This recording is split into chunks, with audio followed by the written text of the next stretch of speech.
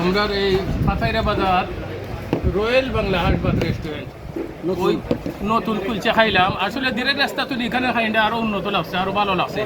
জানি না আগামী দিনে এরকম ওই সার্ভিস থাকবো কিনা। যদি রয়্যাল বাংলার এইরকম হাসপাত ফাঁক সবসময় করা হয়, আমার বিশ্বাস আমাদের এই এলাকার মানুষ ধীরে রাস্তার মনে হয় যাইতো না, এখানে ইয়ে খাইব। খানিটা খুব ইন্টারেস্টিং হয়েছে, টেস্টিং খুব ভালো লাগছে। আমি দাওয়াত করতেছি ফোন দিয়ে বিভিন্ন জায়গায় আমার বন্ধু বান্ধব যারা আছে সবাই যেন আইয়া পাথাইরা বাজার রয়্যাল বাংলা হাসপাত রেস্টুরেন্টও অন্তত পক্ষে একটা দিন খাইয়া যা চাহিদা করে দেয়, এটি আমার বিশেষভাবে অনুরোধ। ধন্যবাদ জনাব আকাশ মামাকে, অত্যন্ত মূল্যবান মতামত প্রকাশ করলেন। আমরা আরেকজন যিনি এখন পর্যন্ত খাওয়াতেই আছেন, আমাদের সাবেক মেম্বার পাথারি ইউনিয়ন 2 নং ওয়ার্ড, আমরা ওনার কাছ থেকে কিছু বক্তব্য নেওয়ার চেষ্টা করি। আমরা মিজান মেম্বারকে ধন্যবাদ দেই যে পাথারিয়া বাজারে নতুন রেস্টুরেন্ট খুলছে হাসপাত।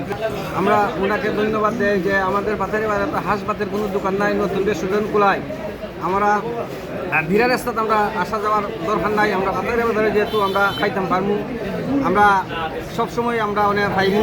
আর যে বা যারা আছেন আপনারা অনুরোধ করি, আমরা পাথারিয়া বাজারে নতুন রয়্যাল বাংলা রেস্টুরেন্ট হাসপাতের দোকান খুলছে, আপনারা খাওয়া দাওয়া করবা, খাইয়া একবার দেখিয়া পরবর্তীতে আপনারা যদি ভালো লাগে খাইবা, আর ভালো না লাগে অন্য রাস্তায় আপনারা যাইবা।